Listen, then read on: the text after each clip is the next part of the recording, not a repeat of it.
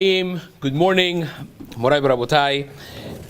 Welcome to another Parashat Shiur with the Perush of Zera Shimshon, Rabbi Shimshon Nachmani, one of the Gedolei Italia of the time of Rabbi Chaim Kanievski, who was leading figure in many communities in his time, maybe over 6 different communities. And as we mentioned before, he had a child that tragically passed away, so he really didn't have a mimale makom, and he dedicated his life to writing and publishing his chidushim. And he writes in the preface to his sefer that he accepts responsibility of adopting everyone that dedicates themselves to learning his chidushim and to advocate on their behalf for Zera Shimshon, for shiduchim, and for other areas of hatzlacha in their life. So therefore, this is dedicated for those people who need Zera Shimshon, and especially the people who really work hard every week to make this happen. And the Rosh Gadolian families, the Rari families, Baalnes families. We have a co-sponsor anonymously today as well. It should be a zchut for them, Be'ezrat Hashem, together with all those who need Yeshua and Nechama in this area. And also I want to dedicate this to Refuah Shelema of Rachel Simcha Bat Nahid. That should have Refuah Shelema. Amen. Amen. Okay, so this is the last parasha of Sefer Bereshit. Is the parasha of Galut, Yaakov Avinu and his children, now as a nation of Am Yisrael of 70 people, go down to Eretz Mitzrayim. The last 17 years of Yaakov Avinu's life is there. He has a pleasant time living with Yosef, who he thought for 22 years that he was lost and devoured by a wild animal, and now he sees him not only alive and well, but a tremendous tzaddik and in position of leading the greatest empire of the time. He was basically, technically speaking, a king of Mitzrayim, and at the end of his life, he gets the kids together and he gives them brachot, which is tremendous, just very, very much highly suggested that people should go through the Rashi, the just simple Chumash Rashi of the brachot of the Shvatim that Yosef, that Yaakov rather gives them, a very worthwhile study of the brachot, which encapsulates all the essence of every shevet and what they're going to be doing in future until the end of time in their capacity with their potential that they had. The Midrash Rabbah says something extremely strange at its face value, and we'll read it together. This is what Zera Shimshon starts the parasha with. Reuben bechori ata, the very first of the Shvatim, Reuven, when Yaakov gives him the brachot, melamed sheba legalot lahem et haketz v'nitkatza mimenu. Says the Midrash, it teaches you that Yaakov Avinu wanted to reveal to them the final geula, the ketz, what the Gemara calls ketz hayamin, which doesn't mean yamin versus small. Yamin means yamim, right? He wanted to tell them the end of days. He wanted to tell them the future of Klal Yisrael, and HaKadosh Baruch Hu covered it from him. It was covered from him. Mashal, the Midrash brings an example, a parable for this, to a king that had a friend. And the friend of the king, he was leaving, or he was dying. And his children were surrounding his bed as he's leaving this world. Let me reveal to you the hidden secrets of the king. I am the close confidant of the king. I'm going to tell you. And all of a sudden, he looks up and he sees the king is there. Amar lahem, and he says to them, instead of revealing the secrets, he says, Havu zehirin bichvodo shel melech. Be very careful with the kavod of the king, with the respect of the king. Kach Avinu Yaakov, just like this parable has it, Yaakov Avinu was the same way. He looks and he sees the Shekhinah standing above his bed. He tells the children, be very careful with the kavod of HaKadosh Baruch Hu. Midrash Pli, a very strange midrash. What's this? this parable doing in the Midrash? What's the meaning of all of this? So he's going to ask 4 questions and answer them really in the reverse order from the fourth to the first. So let's read the questions that there are when you set up this Midrash together with its conceptual message. The first one is, what was Yaakov Avinu thinking in the beginning that he wanted to do this, and what caused him to stop? Why would you want to reveal the future, and then if you wanted to, why was it stopped? That in the beginning, when he sees the Shekhinah, it seems from this Midrash, it's not that HaKadosh Baruch Hu blocked it. He blocked it himself. He saw Shekhinah is there, and he just didn't say it. He said something else. So what was he thinking in the beginning? What did he think at the end? He didn't know that Hashem is standing everywhere. Like, if anybody knows that, it's Yaakov Avinu. So what do you mean? He looked up and he saw Shekhinah and he stopped it. Like, it is hiding from Hashem. It's a very strange midrash. The second question is, why do you need a parable for this? A friend of a king. And once you have it, what does that mean exactly? That he sees the king, he says, be careful with the kavod of the king. What's the connection between being careful with the kavod of the king and Ratzah legalot haketz, of revealing the final future of Am Yisrael? The third question he brings, ve'od kevan shkvar ra'a Yaakov sheyitzchak ratzah legalot haketz. This, he jumps the gun over here, because there's a different midrash that says that Yitzchak Avinu also wanted to tell the Ketz the future to Esav, and it was covered, and he didn't do it. And the midrash is in Yalkut, in this Parashat actually, in Parashat Vayechi, in Yalkut, in Remes Kufnun Zayin, it says on the pasuk in Iyov, Mesir Safa leNe'emanim ze Yitzchak veYaakov. That HaKadosh Baruch Hu takes away, removes the mouth, the lips, the power of speech from Ne'emanim, from people who are trustworthy. Says the Midrash, this is Ne'emanim, 2 people. It's plural form. It's Yitzchak and Yaakov, says the Midrash, shebikshu lekalot haketz, that they wanted to reveal the future, and Hashem didn't let it happen. So, what is it? Says the Midrash, Yitzchak Avinu kara le'Esav ubikesh lekalot et haketz. He called Esav when he wanted to give them the brachot. He wanted to reveal the ketz to Yitzchak, uknazo hakadosh baruch hu mimenu. Hashem covered it from Yitzchak Avinu. He was not able to reveal it. Ve'af Yaakov bikesh lekalot haketz, and Yaakov also tried to do it, and we just read what happened, right? So that's the third question. And the final question he asks, Ve'od kashe, ech Yitzchak Avinu ratzah lekalot haketz le'Esav harasha. How in the world would you want to reveal the ketz to Esav, not to Yaakov? Esav was a rasha merusha. And according to this midrash, Yitzchak Avinu knew that Esav was a rasha. Now, I just want to open a parenthesis over here. This is a very highly debated concept of what was exactly Yitzchak Avinu thinking. But one approach that I would suggest is pay attention that Yitzchak Avinu never wanted to actually give the bracha of Avraham, Birkat Avraham, Birkat Horai. He never wanted to give that to Esav. He gives that not to Yaakov Avinu when he deceived him by presenting himself as Esav. He just gives him a bracha of Gashmiut, that he should have a lot of money, a lot of oil, Mishmanei Haaretz Moshavecha, that's for Esav really, right?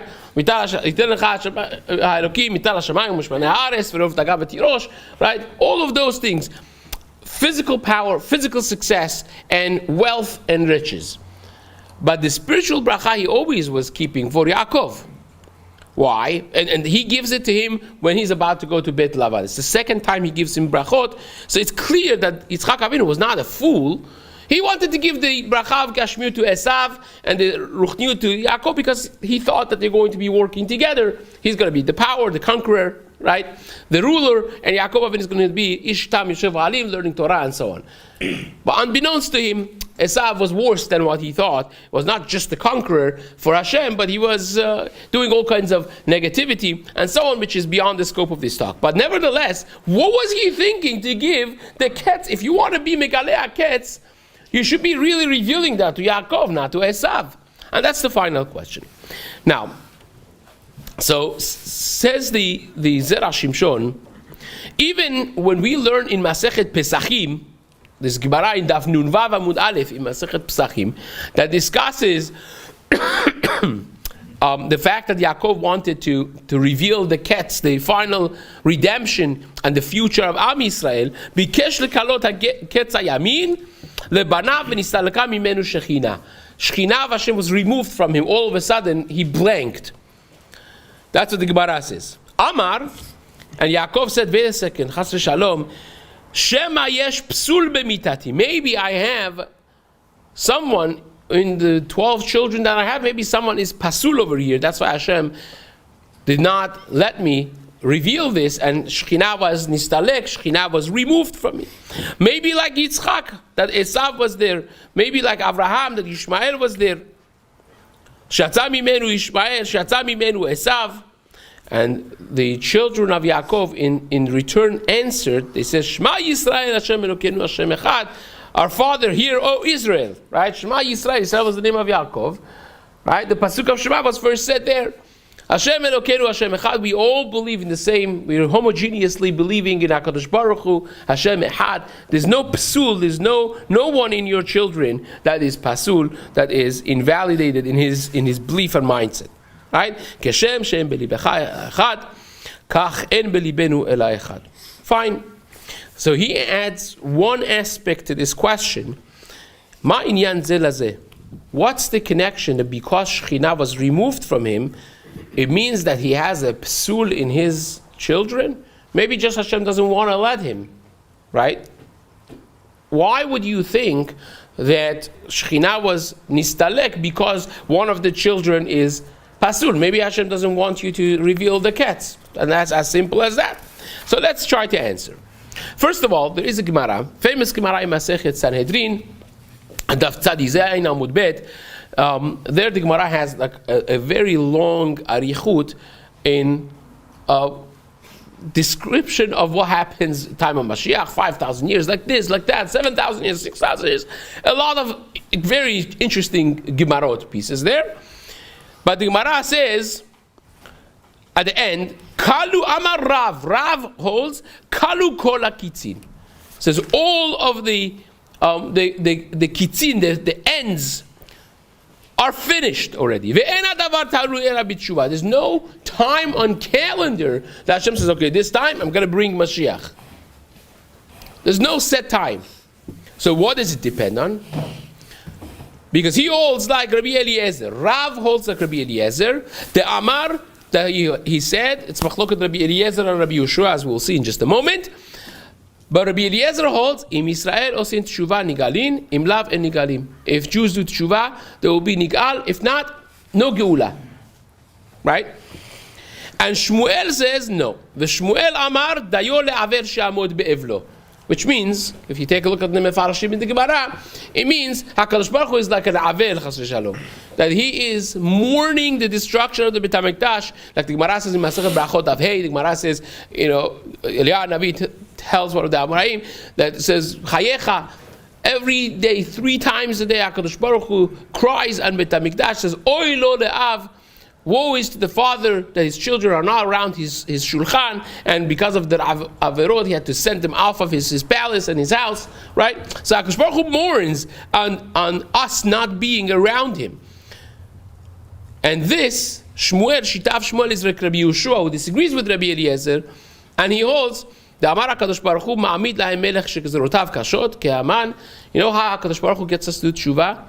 Whereas Rabbi Eliezer and Rav hold that we have to do tshuva ma'ahava. We have to be what we call in the Sifrei Chasidut and Kabbalah, they call it It'aruta deletata. That we have to have the Hit'orerut from ourselves to do tshuva properly from love of Hashem. Rabbi Yehoshua says, no, you don't need to do that. HaKadosh Baruch Hu, if you don't do it yourself, He's going to bring someone like Haman, right? Or Yahya Simbar, Yimach Shemo v'zichro, Hamas and Hezbollah, and then Machziran lemutav bal korchan. They will be doing tshuva because they see war, they see difficulty, and they'll do tshuva. The Maharsha explains this Gemara that the core of the machloket is that Rav holds we need tshuva ma'ava, and Shmuel holds that even a tshuva al korcham, even when you do tshuva because you are pushed and pressed and hurt, still is sufficient for the geula to come. And now he explains the answer to the fourth question.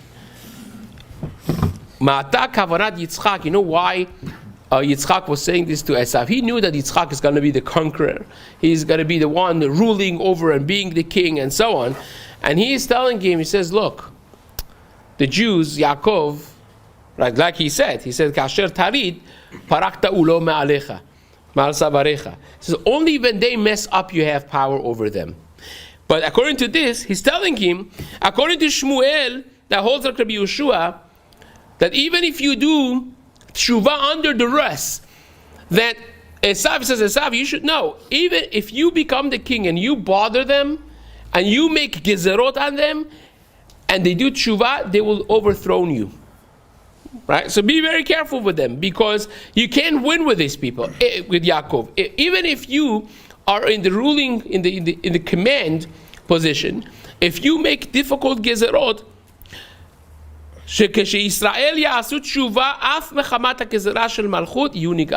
they'll still overthrow you and they will be nigal. And why would he want to say this to Esav? Because he had Rahmanut and Yaakov.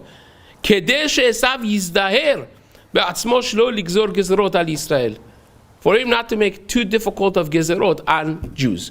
Hashem didn't want this to be revealed to Esav, says the Zera Shimshon. Why? Because he didn't want him to reveal this sod, this secret to Esav. שאם לא יעשו תשובה מדעתם הקדוש ברוך הוא יעמיד להם מלך קשה ומחסן למוטב בעל כורחם ומתוך כך היו נגאלים. Because if the goyim would know that if they are too difficult, you'll do tshuva and they will be finished, then they will never be too difficult on Jews. And listen to this. You ready for this? Says the Zera Shimshon, ולא תהיה עוד חס ושלום תקנה לישראל. We would be assimilated in the goyim if they would be too nice. Hashem wants sometimes to be in a situation of difficulty that we will do tshuva and through that we will stay Am Yisrael. Otherwise, look, according to Pew Research of 2015, we should have had 36 million plus Jews in the United States by 2015. And we only had less than 6 million, or maybe just a border of 6 million.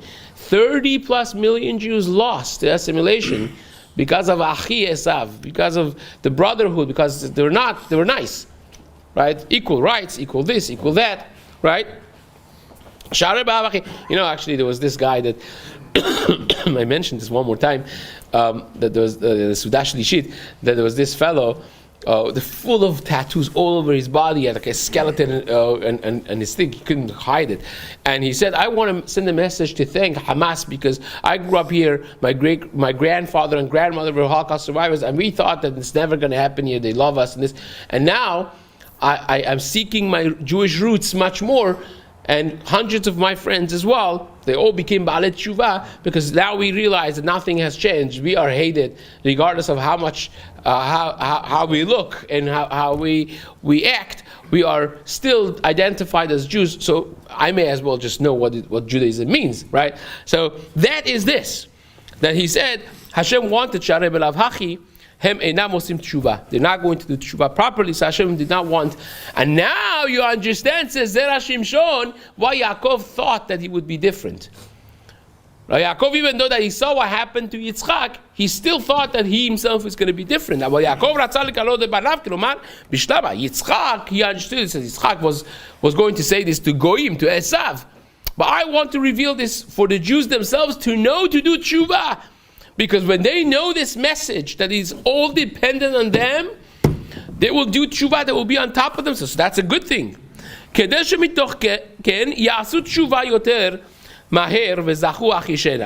not explain what this means. He's referring to a pasuk, Beito Achishena. And Beito Achishena means the two aspects of Geula. It's a Beito. Sometimes, if they don't have enough zchuyot, it will be at the end of time. But there's Achishena. I could do an express one, do a quicker one, earlier one, if they do tshuva. So, says Yaakov, let me tell them this secret that they know everything depends on their actions and do tshuva. Therefore, when he saw that Shekhinah was taken away from him, he thought maybe there is a problem with my children. Like my father Abraham, like my grandfather Abraham, like my father Yitzchak.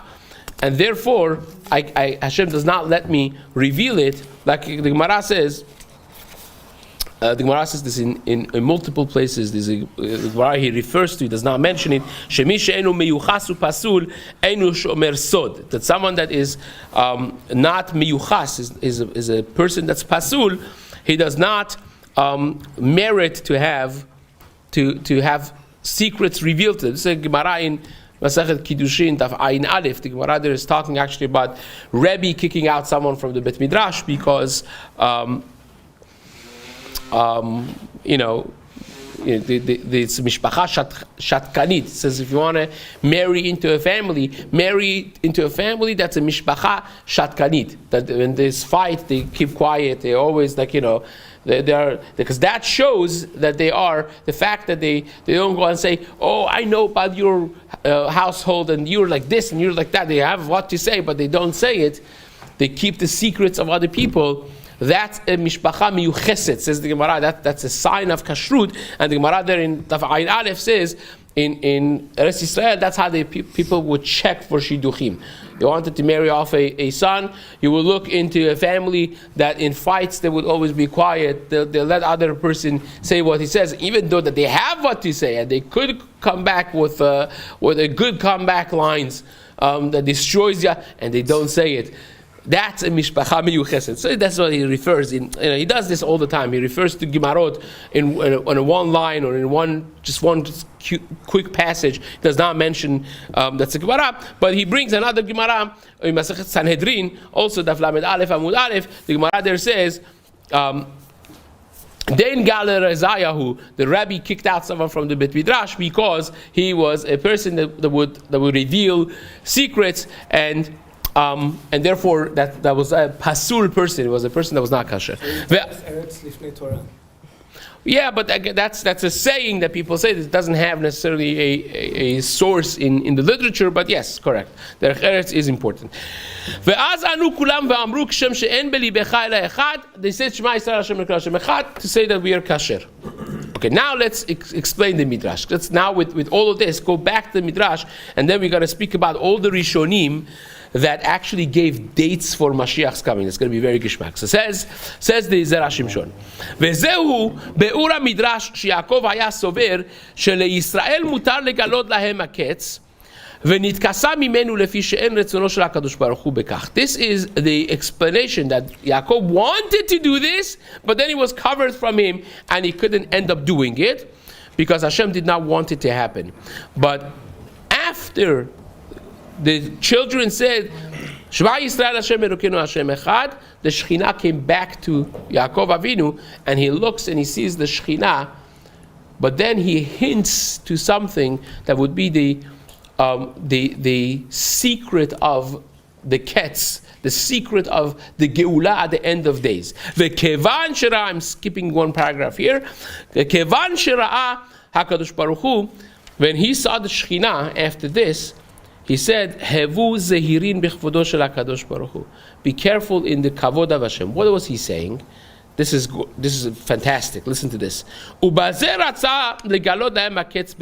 gave a hint of how to act to merit Mashiach. The Gemara says in the first perek of Yuma in Daf Tet, the Rishonim shenitgala avonam. There the Gemara discusses the first destruction of the Beit HaMikdash, the second one, and the Gemara says the first Beit HaMikdash was destroyed, and after 70 years we came back. And Yirmiyah Navi said, after 70 years you gotta come back. But the second Beit HaMikdash, we're still hanging in Galut, basically. And the Gemara already said it. The Gemara says the second Beit HaMikdash is an open-ended Galut. Was not Nitkala when they're gonna come out. Why? Because the first ones, they had respect for Ribono Shel Olam. Their Averot, even though that they did the Averot, they were open about it. They were not hiding themselves from Hashem. They did Avodah Zarah, Gilui Arayot, Shfichut Damim, but they had respect for HaKadosh Baruch Hu. Let me explain this to you in a format of a Gemara in Masechet Baba Kama Daf Ayin Tet. The Gemara says, if I would ask you, a Ganav and a Gazlan, which one is a bigger Avera? Ganav is someone that goes to someone's house when they're sleeping, they're not home, like they break in, they steal something, and they go. They run away. Gazlan is someone that holds up someone in the middle of the day with a gun and steals and robs them. Right? Which one is a bigger Avera? You would say Gazlan. You held the guy up in the daylight and you robbed him, right? That's how we would say. But some people have done the Gemara already, or they're very smart, right? And they say Ganav. Why? The Gemara says Ganav is a bigger Avera because the Gazlan is Hishva Kevod HaKadosh Baruch Hu. He equated the Kavod of Hashem with the Kavod of the people. He's stealing openly. I'm not hiding myself. But the Ganav, right, is disrespecting Hashem by the means of like hiding. Well, Hashem doesn't see you, right? So in the same spirit, you could say the Bayit Sheni, the Avon of the Bayit Sheni was what? The structure of Bayit Sheni was Sinat Chinam, because they hated each other in their hearts. Right? And the outside they would smile, say Hazaku Baruch, I love you, and in their heart they would say Shemu Zichro. Right? There would be, right? That's how it was. The hatred that brewed inside, beneath the surface, that was the problem. And says the Zera Shimshon, that's what Yaakov was telling them. He said, respect HaKadosh Baruch Hu, and be open about those things. You know, by the way, this is a Gemara, he does not bring this, but I'll just add to it. It's something very meaningful. The Gemara says in Masechet Brachot, Daf Kafchet Amud Bet, that when Rabban Yochanan ben Zakkai was on his deathbed, his Talmidim, he was the Nasi Yisrael. That what the Gemara doesn't say about him, if you study the Gemara there and also in Sukkot Daf Kafchet, tremendous things about Rabban Yochanan, mind-blowing things. How amazing he was. And they wanted the last word from the Rebbe. After a lifetime of being students, say, Rabbeinu Barechenu, give us a bracha. Right? And they were waiting for a Rebbesh, a bracha, like Baba Sali and Baba this and Baba that. And he said the most simple things to them. He said, Yehi Ratzon, Shehe Mora Shamayim Alechem, Kemora Basar Vedam. I give you bracha that you should be afraid of Hashem just like you're afraid of people. They said, that's it? Atkan, that's it? He said, you think this is nothing? Halvai! Halvai! This is a tremendous bracha, because when you want to do an avera, what do? People used to, in previous generations, they look like right now, they look at the cameras. Like, they want to make sure there's no cameras, that no one sees. You do it. But how Hashem? If you're afraid of Hashem the same exact way, you will never do avera. So that's the kavod of Hashem. Yaakov Avinu tells them, be careful in the kavod of Hashem, because if you respect HaKadosh Baruch Hu, you'll be respecting each other. You won't get into this whole sinat chinam thing and other things.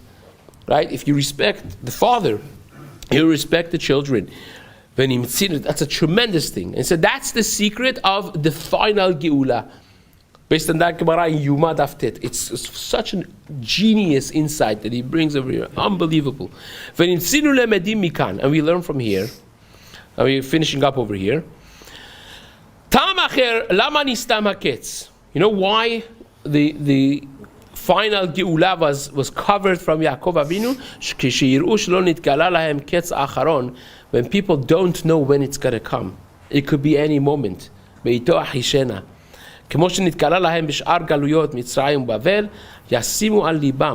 will put on their heart.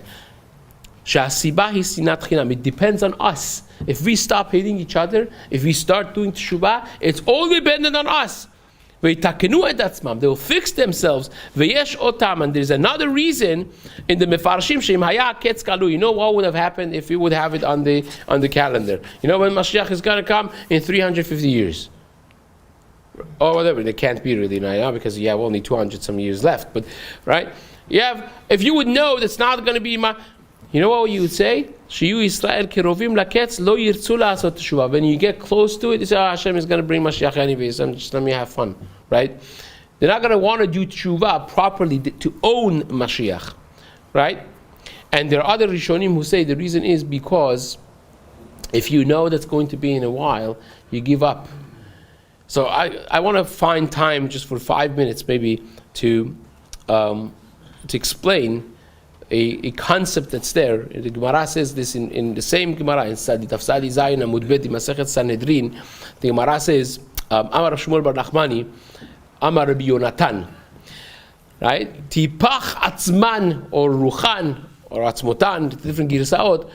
Tipach Ruchan Shel Mechashve Kisin. It's a curse, a klala to anyone that tries to calculate when the time of Mashiach is going to be. Now, how would you calculate it anyways? Because there are two psukim, two real nevuot in Sefer Daniel, in Perek Zayin and Perek Yud Bet, that talk about the coming of Mashiach, and he actually gives a time, right? The year 1204, 13 something, right? 1000, which if you make a calculation based on where you start, you'll have a year for when Mashiach is going to come, right? And even though that the pasuk there says, Daniel asked the malach, says, I'm not understanding this. What does this mean? He said, I don't get it. Even though that the Navi understands the Nevuah, clearly he says, I don't understand the meaning of it. And the malach tells him, yeah, correct, because Hashem doesn't want it to be at et ketz. Hashem does not want this to be revealed, right? Which brings us to a very fascinating question. Why anyone would actually sit after this Gemara that gives a curse? Why would anyone sit and calculate when Mashiach is going to come? Would you do that? Right? But you know who did it? Rab Sadia Gaon. Rab Sadia Gaon did it. Rabbeinu Hananel did it. Right? The Ramban did it. Ramban writes this in his Vikuach, at the end of his Vikuach with Pablo Cristiani, that he had a debate with this Jewish student of his that became Christian, and well, it was a fascinating story behind it. He gives a year, says, I'm going to disappoint the people, but because most of you are not going to see it necessarily, but he gives a year. The Malbim gave a year. The Rambam writes a year. Rambam himself, even though the Rambam writes in Hakdama to his Perush Mishnayot on the 11th chapter of Masechet Sanhedrin Perek Chelek, he writes it's asur to do this. He writes it in Hilchot Melachim in Yad HaChazaka in Perek Yud Bet Halacha Bet also. It's asur to do this. By himself in Igeret Teman, he does it. He gives a year. He brings this is a question that for intellectual honesty. He brings Rab Sadia Gaon. He says, I don't understand. How in the world did Rab Sadia Gaon give a year? Tipach Ruchan brings this Gemara inside design. Says Tipach Ruchan is a klala, a curse in the Gemara.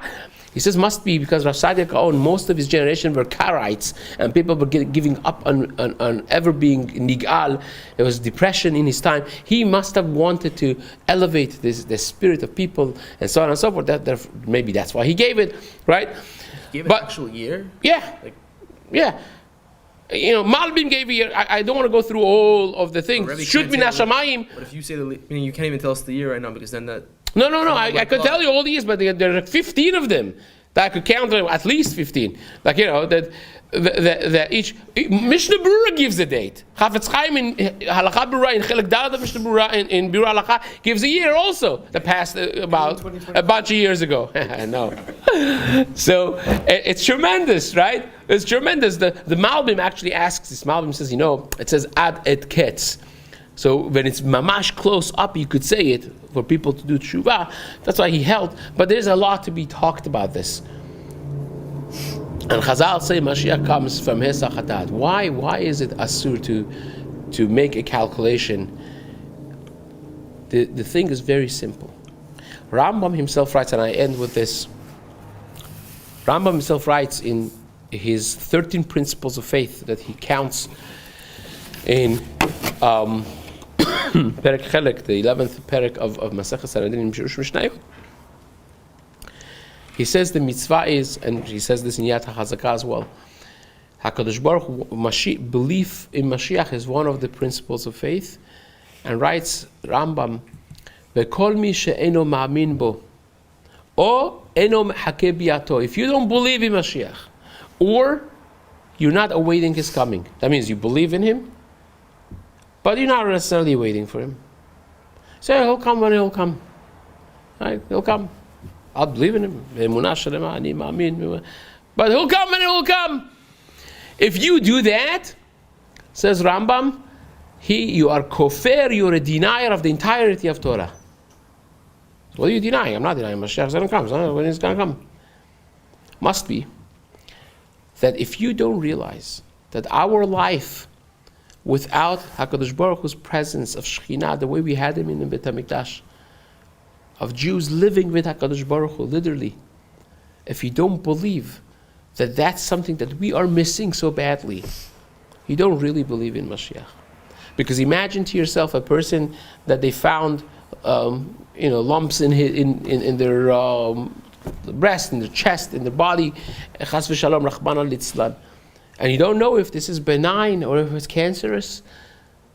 And you went for the testing, and they're going to give you the answer within now and 3 days from now. How many times do you check that email? You're going to be checking it hundreds of times every day. You're waiting for it because your life depends on it.